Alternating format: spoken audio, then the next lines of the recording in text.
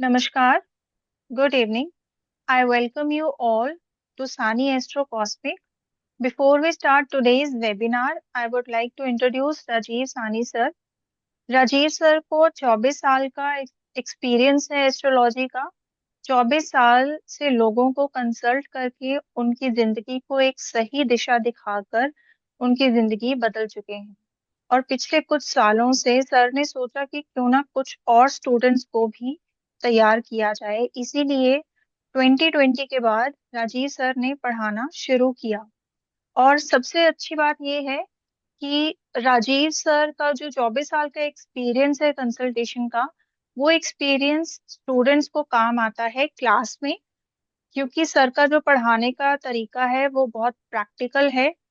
सभी स्टूडेंट्स अपना चार्ट लेकर क्लास में बैठते हैं और सभी सूत्रास को वेरीफाई करते हैं विद इन द क्लास। और जैसे कि आज का हमारा जो वेबिनार है वो है medical astrology. Medical astrology means that part of astrology that tells you about your health or diseases. काल पुरुष की कुंडली का छठा भाव आपको कौन से रोग कब होंगे ये सब बताता है, लेकिन अगर सिक्स्थ हाउस से हम किसी रोग की पुष्टि नहीं कर पा रहे हैं तो हम रोग का पता कैसे लगा सकते हैं, ये सब हम हिडन टेक्निक्स से देखते हैं जो यूजुअली नहीं मिलते। जैसे 64वां नवांश, 22वां नवांश, दृष्टिकोण, सर्प दृष्टिकोण, इनसे रोग कैसे देखे जाते हैं, ये सब आपको सीखने को मिलेगा। और मैं आप सबसे रिक्वेस्ट करना चाहूंगी कि ड्यूरिंग दिस वेबिनार अगर आपके कोई क्वेश्चन या क्वेरीज हैं तो प्लीज आप पेन डाउन कर लें और सेशन के लास्ट में आप हैंड रेज करके सर को पूछ सकते हैं। So I welcome Rajeev sir. Sir, हाँ, over to you. Thank you thank you. देखिए, ऐसा है, मेडिकल एस्ट्रोलॉजी के अंदर हमको काफी मदद मिलती है। मदद इन द सेंस कि हमको इजी टू वे मिल जाता है कि हम कैसे अपने रोगों को पहचानें। अब देखिए, मैं एक छोटा सा एग्जांपल देके आपको समझाता हूँ। एक सेकंड देखिए, चार्ट से आप देखिएगा, चार्ट से आपको समझ में आ जाएगा। ठीक है। ये हम D1 चार्ट ले रहे हैं, D1 चार्ट ले रहे हैं। इसके अंदर जो हमारा सिक्स्थ हाउस होता है, ये हमारे रोग को बताता है। पहला पॉइंट तो ये हो जाता है, छठा घर हमारे रोग को। मैंने कहा कि आप इस छठे घर को भूल जाइए, छठे घर को भूल जाइए। मैंने ये कहा, इसको हम मारते हैं काटा। अब इसके बिना क्या हम रोग देख सकते हैं? हाँ, बिल्कुल देख सकते हैं। सपोज किसी भी भाव में there is A conjunction of Saturn and moon, like Shani and चंद्रमा की युति है। अगर जो जातक उत्तर भारत में रहता है उसे सर्दी ज्यादा लगेगी। सिंपल सी बात याद रखनी, हमने छठा भाव तो देखा ही नहीं है, ना हमने छठे भाव पर फोकस किया। तो दो प्रकार की चीजें, टेक्निक है। एक तो छठा भाव हमें रोगों की सूचना देता है, पहला पॉइंट। दूसरा पॉइंट, हम उसके बिना भी चल सकते हैं, ये भी समझना है हमें। तो इन चीजों को समझना है। अब इसके अंदर जो मैंने सबसे अच्छी चीज पढ़ानी है वो है ऑटिज्म। जो बच्चे ऑटिज्म के शिकार हैं, उनका ऑटिज्म कैसे जाएगा या ऑटिज्म कैसे उनका आप पढ़ पाएंगे कुंडली के अंदर। Autism is the most important part. Autism के बारे में इतना ज्यादा व्याख्या नहीं मिलती है आपको एस्ट्रोलॉजी के अंदर, but I will teach you the autism, the important diamond point of it. Now coming up to the another one point, हम लोग चलेंगे अगले पॉइंट को समझने के लिए। ग्रहों को समझते हैं। अब आप देखिए, now we are talking about अग्नि तत्व की राशियां होती हैं, फायर एलिमेंट्स का, वो होती हैं राशियां 1, 5, 9। और जल तत्व पे बाद में आएंगे, हम पहले एक पॉइंट को फोकस कर लेते हैं। और अग्नि तत्व के ग्रह कौन से होते हैं? वो होता है मंगल और सूर्य। सिंपल सी बात हमें याद रखनी है। मान लीजिए किसी का मेष लगन है and exalted sun is sitting in the lagna, तो राशि क्या हुई? अग्नि तत्व की। ग्रह क्या हुआ? अग्नि तत्व का। तो बट नेचुरल है, एसिडिटी का प्रॉब्लम तो आना ही आना है, क्योंकि राशि और ग्रह दोनों एक दूसरे के पूरक बन गए, एक दूसरे को सपोर्ट करेंगे, बट नेचुरल है this kind of a disease will come up.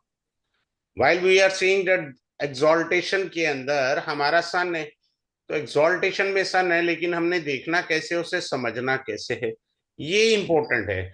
Similarly अब मैं बताता हूं, जैसे जल तत्व की राशि होती हैं आपकी, कौन सी होती हैं, 4, 8, 12, और शुक्र ग्रह जल तत्व का ही ग्रह है। तो जब शुक्र इनमें से किसी एक राशि में बैठ जाएगा, तो आपका शरीर का जल तत्व इम्बैलेंस हो जाता है, तो उससे कफ के रोग हो जाएंगे आपको, जिससे दिक्कत वगैरह आ सकती है। तो इस प्रकार से हम तत्व से भी व्याख्या करेंगे, तत्व की व्याख्या की जाएगी, सो डेट आपको अच्छे से समझ आ सके। Now coming up to the next point. और नेक्स्ट पॉइंट क्या है कि हमारा जो शास्त्र के अनुसार है, आसक्ति जो है हमारी, जब भी हम किसी चीज पर ज्यादा मोह माया रखते हैं तो हमको जो है कफ का रोग हो जाएगा। अगर आप मोह माया को थोड़ा कम कर देंगे, त्यागेंगे, तो आपको पाएंगे कि आपका कफ का रोग भी कम हो रहा है। क्लियर है? जब भी शरीर में जल तत्व दूषित होगा तो आपको यूरिन के रोग आएंगे, अग्नि तत्व दूषित होगा तो पित्त और शुगर के रोग आएंगे, वायु तत्व दूषित होगा तो आपको अस्थमा और हार्ट अटैक से संबंधित रोग आ सकते हैं, ये अलग पॉइंट है। आकाश तत्व दूषित होगा, यू विल फेस थायराइड, कान का रोग, आंख का रोग, इस प्रकार के हम तत्व से भी जानेंगे। तत्व से जानने के बाद जो है अगले पॉइंट पर आते हैं कि एक छोटा सा पॉइंट और सीखिए, जो हम लोग पढ़ते हैं वो क्या पढ़ते हैं कि हमारा जो पॉइंट है, इधर देखिएगा, बड़े आराम से समझिएगा। 6th हाउस और 8th हाउस, ये छोटी बीमारियों के लिए है और ये बड़ी बीमारियों का भाव है। इन दोनों में डिफरेंस होता है, छोटी और बड़ी बीमारी। तो हमें इन पे भी फोकस करेंगे, इन एंगल्स को भी समझेंगे। बात आप समझ रहे हैं? दूसरा, भवात भावम सिद्धांत भी लेंगे, अष्टम से अष्टम, 3rd हाउस भी हमें बहुत परेशान करता है। माना ये करेज का भाव है, माना ये फ्री विल का भाव है, पर रोग में ये दिक्कत देता है। ये मत सोचिए कि ये ठीक है, क्योंकि ये छठे से छठा है, और सॉरी अष्टम से अष्टम है। इसी प्रकार छठे से छठा ये वाला भाव चला। अगर आपको जीवन में इसमें कोई ग्रह बैठा है, लाभ तो देगा, आपकी इच्छा की पूर्ति तो करेगा, लेकिन साथ में क्या कर देगा, वो आपको दिक्कत दे देगा, रोग भी देगा ना।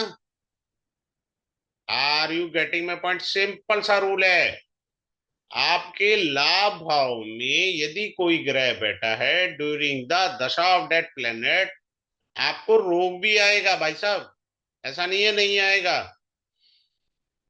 ठीक है, अगले पॉइंट पर चलते हैं। इसके अंदर गुलिक का भी रोल होता है, गुलिक भी आपको रोग देगा। सपोज किसी की कुंडली में गुलिक को जी के लिखा होता है, कोई कहे जी मेरे पास सॉफ्टवेयर नहीं है, तो जगन्नाथ थोड़ा डाउनलोड कर लीजिए लैपटॉप में, फ्री ऑफ कॉस्ट है, वहां आपको जीके लिखा हुआ मिल जाएगा। कहाँ है GK? Means Gulik. If Gulik is sitting in the lagna, means what, आपको रोग होगा।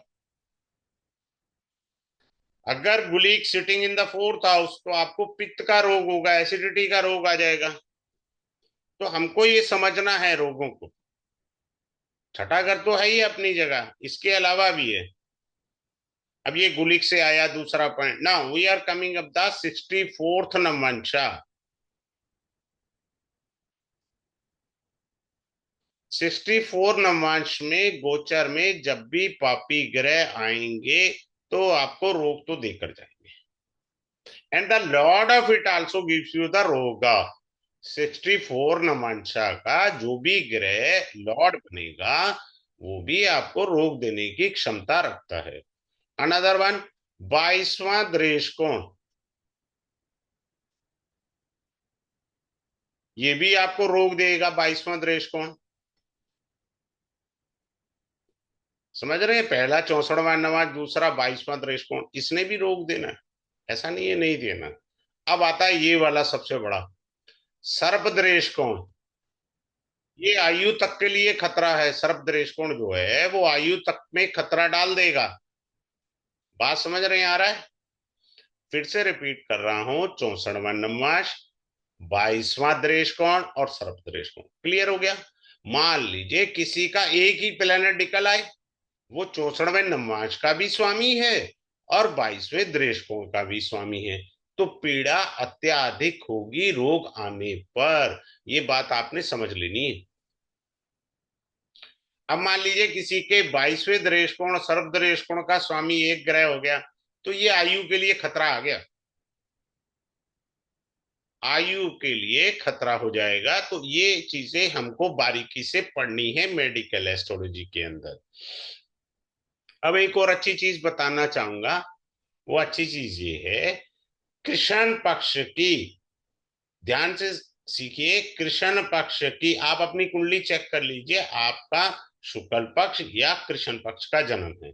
यदि आपका कृष्ण पक्ष का जन्म है, अष्टमी तिथि के बाद का जन्म है और दोपहर का जन्म है, तो सबसे बड़ा पापी ग्रह आपका चंद्रदेव है। ये आप देख लीजिएगा, अपनी कुंडली में चेक कर लीजिएगा, सबसे ज्यादा पापी ग्रह चंद्रदेव हैं। क्योंकि पक्ष बल में कमजोर होता जा रहा है ना। कृष्ण पक्ष में ही तो अमावस्या आती है हमारी, और क्या होता है, शुक्ल पक्ष में पूर्णिमा होती है। तो पक्ष में, और चूंकि दोपहर का जन्म है, चंद्रमा विजिबल नहीं है, तो ये दिक्कत आ गई आपको। सिंपल सा पॉइंट है। फिर अलग और क्या पॉइंट है, क्या आप बीमारी को झेलने की क्षमता है? तो ये कैसे पता करेंगे? सिंपल सा रूल है, लगन को देखिए। अगर आपका लगन का स्वामी लग्नेश अच्छी स्थिति में कुंडली में बैठा है, फॉर एग्जाम्पल पंचम भाव में, त्रिकोण में, या नवम भाव त्रिकोण में बैठा है, विदाउट एनी मेलेफिक अफ्लिक्शन, कोई भी पाप प्रभाव नहीं है उस पे, तो इसका अर्थ ये है कि आपके अंदर भगवान ने वो क्षमता दी है कि आप बीमारी से लड़ सकते हैं। तो बीमारी से लड़ने का सामर्थ्य है आपके अंदर। तो ये इंपॉर्टेंट पॉइंट आप सदैव याद रखिएगा। आगे चलते हैं। सर एक अनाउंसमेंट करना हाँ चाहूंगी। हाँ, करिए करिए करिए। सर स्क्रीन विजिबल है? हाँ जी हाँ जी, विजिबल है जी। जी। मैं जितने लोग जुड़े हैं उन सबको मैं बता दूं कि सर का ये कोर्स मेडिकल एस्ट्रोलॉजी आ रहा है, जो वैदिक एस्ट्रोलॉजी पे बेस्ड है। और ये आ रहा है 3 फरवरी 2025, यानी कि कल से, शाम को 7:05 पे। 5 क्लासेस रहेंगी, मंडे टू फ्राइडे क्लास रहेगी। और क्लासेस जो हैं वो लाइव रहेंगी, जूम क्लासेस। और आपको रिकॉर्डिंग मिलेगी यूट्यूब पर लाइफ टाइम के लिए। क्लास में सर हर स्टूडेंट को पर्सनल अटेंशन देते हैं, किसी को भी म्यूट नहीं किया जाता है। और जिनको ई सर्टिफिकेट चाहिए उनको प्रोवाइड करवाया जाएगा। इस कोर्स की जो फी है वो बहुत नॉमिनल है, 2577। आपको इस कोर्स से रिलेटेड कोई भी क्वेरी हो तो आप सर को कांटेक्ट कर सकते हैं। सर का फोन नंबर है 7566 76 7 555। जी सर। थैंक यू जी, थैंक यू मैडम। देखिए, अब मैं बड़ी सुंदर चीज सिखाने जा रहा हूं। जब भी आपके सेकंड हाउस, देखिए मैं चार्ट में बता रहा हूं आपको और अच्छे से, बजाय ऐसे समझाने के, चार्ट से समझिए आप बड़े अच्छे तरीके से। हाँ जी, वन चार्ट है। सेकंड हाउस और सेवंथ हाउस, ये आपके मारक भाव कहलाते हैं। मारक, तो मारक भाव में कोई भी ग्रह बैठ जाए, एनी प्लेनेट, एनी प्लेनेट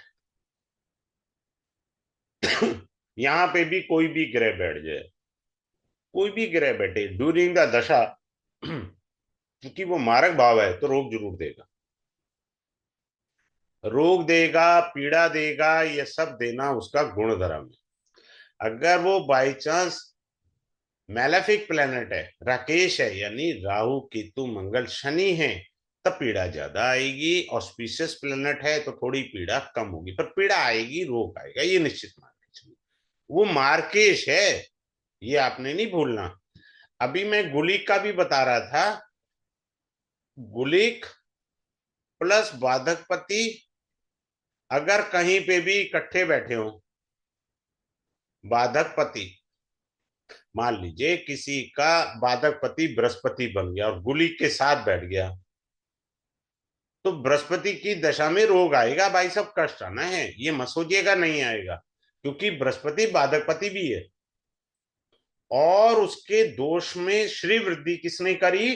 गुलिक ने करी। गुलिक ने क्या कर दी? उस रोग को बढ़ाने की क्षमता दे दी बृहस्पति के अंदर। तो हमको ये बारीकियां अच्छे से सीखनी है। आगे आता हूं, अगले पॉइंट पर चलता हूं।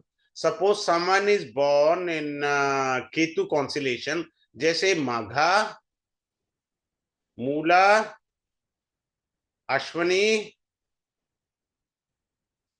ये केतु के नक्षत्र हैं, इनमें कोई पैदा हुआ है, जब भी जातक को मंगल की दशा आएगी उसमें उसको रोग होगा। मंगल की दशा में क्या होगा? रोग होगा, ये पक्का, सिंपल सा रूल है। अब आ जाइए, क्या चीज है? 4, 8, 12, जब भी मून यहां पर ट्रांजिट करेगा, मून ट्रांजिट का मतलब है वो आपकी डोर बेल बजाएगा। डोर बेल बजाएगा कि आपको जो है रोग हो सकता, भाई साहब सावधानी कर लीजिए। अगर आपकी दशा, अगर आपकी दशा और गोचर दोनों फेवरेबल नहीं है, फिर से रिपीट कर रहा हूं, दशा और गोचर फेवरेबल नहीं है, तो आपको जो है जब भी चंद्रमा 4, 8, 12 में जिस दिन आ गया, वो आपको रोग का फर्स्ट डे है, हल्का है, तो धीरे धीरे आपको वो रोग फैल जाएगा।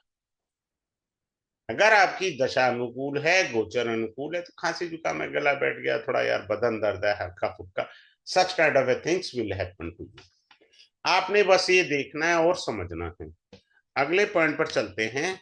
अगला पॉइंट आपको बताने का प्रयास करता हूं। जैसे मान लीजिए किसी फीमेल के चार्ट में देखना है आपने, मेल के चार्ट में बिल्कुल नहीं देखना। फीमेल के चार्ट में देखेंगे तब जाके आपको समझ में आएगा। कैसे? मैं बताता हूं। अगर फीमेल के चार्ट में एकादश भाव में, 11th हाउस में वक्री मंगल बैठा है और वक्री मंगल की दृष्टि पंचम भाव पर जा रही है, तो उससे क्या होगा? पंचम भाव पर जाने से विशेष क्या कृपा मिलेगी? अबॉर्शन हो सकता है उस फीमेल का, अबॉर्शन वाली बात आ सकती है, मिस कैरेज वाली बात आ सकती है। बात समझ रहे हैं आप? अबॉर्शन और मिस कैरेज वाली संभावनाएं होने की पूर्ण है। अब आगे चलते हैं। अगला पॉइंट मैं आपको चार्ट से थोड़ा और अच्छे से समझाने का प्रयास करता हूं। मान लीजिए कोई ग्रह नीच का है, यहां हमने रख लिया, कहीं पे भी रख लीजिए, हमने तो एग्जाम्पल से समझना है टेक्निक को। मेन उद्देश्य क्या हमारा? टेक्निक है। मान लीजिए किसी का चंद्रमा नीच और उसकी दृष्टि बुध पर आ गई, 2 नंबर है यहाँ पे, यहाँ बुध बैठा है, बुध बैठा है, तो नीच के चंद्रमा की दृष्टि बुध पर आई। अब इसे रोग क्या होगा? इसे रोग होगा हाइड्रोथोरेक्स का। हाइड्रोथोरेक्स,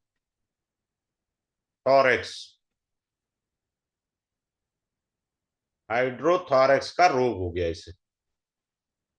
हमने ऐसे पढ़ना है मेडिकल एस्ट्रोलॉजी, फालतू का उल जुलूल तरीका नहीं पढ़ना हमने। बात समझ में आ रहा है? हाइड्रोथोरेक्स। और क्या हो सकता है? हाइड्रोथोरेक्स का मतलब होता है फेफड़ों में पानी का भर जाना।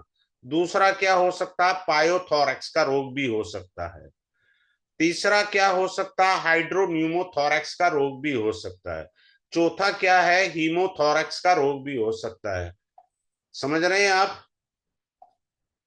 तो ये चीजें जो हैं हमको फोकस करनी है। आगे चलते हैं, अगले पॉइंट को समझिए। अगला पॉइंट क्या है हमारा, हम लोग ऑपरेशन कराते हैं, क्लियर है, लेकिन ऑपरेशन पर फोकस नहीं करते। क्या नहीं करते? अब किसी का मृत्यु हो जाता है तो हम पंचंग पर विचार करते हैं, लेकिन ऑपरेशन के समय हमको भी पंचक देख लेना चाहिए, विशेष पॉइंट भी, तिथि भी देख लेनी चाहिए। मान लीजिए, मैं एग्जांपल देता हूं, अगर उस दिन पूर्णिमा तिथि है, पूर्णिमा तिथि को ऑपरेशन कराएंगे, पूर्णिमा पर जब भी ऑपरेशन कराएंगे ब्लड का सर्कुलेशन फास्ट होता है, बोतलें चढ़ जाएंगी खून की, और सिचुएशन खराब होने का खतरा बन सकता है। अगर कोई बड़े वाला ऑपरेशन है, छोटा मोटा है तो कंट्रोल में आ जाएगी, अगर कोई बड़ा ऑपरेशन है, नेवर गो ऑन पूर्णिमा ना। अब अगले पॉइंट पर आते हैं। मैं क्लास में ये भी पढ़ाऊंगा कि कुत्ते ने काटा, कुत्ते के काटने की टेक्निक, भैंस या गाय का सींग मारना आपको, या आपको जो है क्या नाम है, पीछे से गाड़ी ने मार दिया, आप तो पटरी पे चल रहे थे लेकिन पीछे से गाड़ी ने आपको हिट कर दिया, ऐसा क्या हो गया। In addition of that medical astrology में मैं ये चीजें भी बताने का प्रयास करूंगा। अब आते हैं अगले पॉइंट पर। अगला पॉइंट क्या है, बाला अरिष्ट। बाला अरिष्ट क्या होता है वो मैं समझाने का प्रयास करता हूं। देखिए, चंद्रमा 12 वर्ष तक कार्यरत रहता है, तो कुछ बच्चे होते हैं जिनका चंद्रमा वीक होता है। तो जिनका चंद्रमा वीक होता है, दशा चाहे किसी भी ग्रह की हो, हमें उससे नहीं लेना देना, दशा चाहे किसी भी ग्रह की हो आपकी, लेकिन चंद्रमा कुंडली में कमजोर है, तो आपके साथ क्या घटेगा, वो ये घटेगा कि बच्चे को डॉक्टर से दवाई लेते रहना पड़ेगा। बस ये सिंपल सी टेक्निक आप समझ के रखिए। आगे चलते हैं।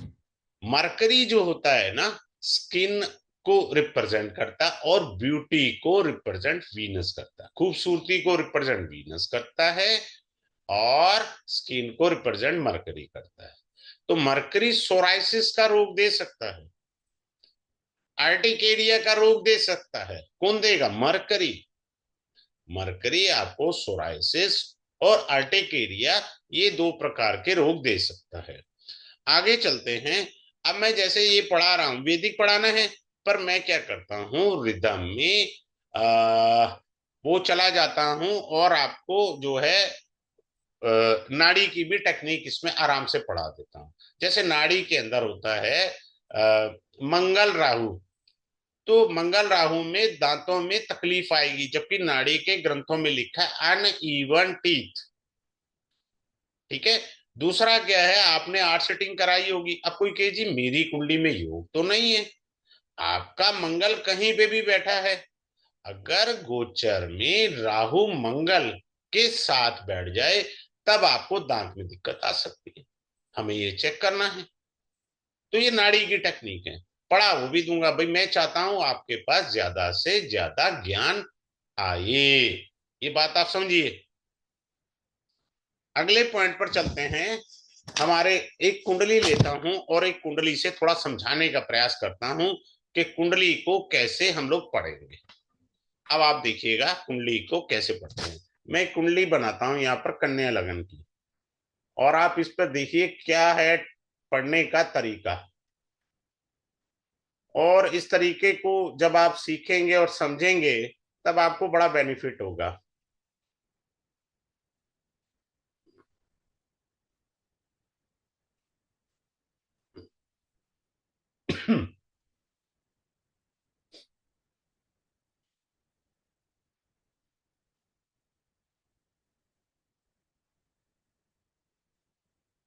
अब आप देखिए, सूर्य जो होता है हमारी राइट आई का कारक होता है, राइट आई।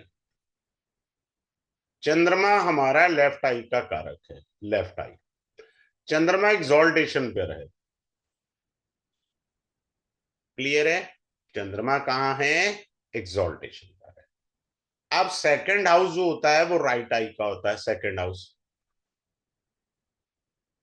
राइट। और ट्वेल्थ हाउस जो होता है हमारा काय का होता है, लेफ्ट आई का। अब लेफ्ट आई का लॉर्ड जो हमारा काल पुरुष और जो हमारे ज्योतिष का जो फंडामेंटल कॉन्सेप्ट, उसका तो कारक, लेफ्ट आई का कारक तो एग्जॉल्टेड है, नो प्रॉब्लम। पर प्रॉब्लम कहाँ आई, राइट आई में। राइट आई में देखिए, ये वृश्चिक राशि में सूर्य देव बैठे हैं, ये गड़बड़ हो गया। पहला नेगेटिव पॉइंट हमने देखा, सूर्य कहाँ बैठे हैं, वृश्चिक राशि में। और सूर्य की राशि में दो राकेश बैठे हैं, दो मेलेफिक प्लैनेट बैठे हैं, केतु और मंगल। यानी राशि पीड़ित हुई, प्लस राशि का लॉर्ड पीड़ित हुआ, ये दो नेगेटिव पॉइंट हो गए। और राइट आई का भाव है सेकंड हाउस, उसके अंदर शुक्र स्व राशि यानी मूल त्रिकोण राशि का बैठा। यहां तो आपको लग रहा है कोई दिक्कत नहीं है, पर आप ध्यान से देखिए, इसको जो है राहु देख गया। इसके राशि स्वामी को सूर्य ने, किसकी दृष्टि आ रही है सूर्य पर, मंगल की दृष्टि आ रही है। तो जब ये दृष्टि आ गई तो गड़बड़ हो गया। प्लस क्या है, ध्यान से सीखते जाइए, अच्छे से समझने का प्रयास करिएगा, ठीक है ना। शनि की दृष्टि भी आ गई, तो बच्चे के अंदर राइट आई में भेंगापन है। क्या है, राइट आई में भेंगापन है। तो ये दिक्कत बच्चे को आ गई। तो हमने सीखा कैसे रीड करने का एक तरीका होता है कुंडली का, कि कहाँ हम देख रहे हैं, किस प्रकार से कुंडली को समझना चाहते हैं। सूर्य राइट आई का कारक था, तो कारक भी पीड़ित है, प्लस उसकी राशि भी पीड़ित है।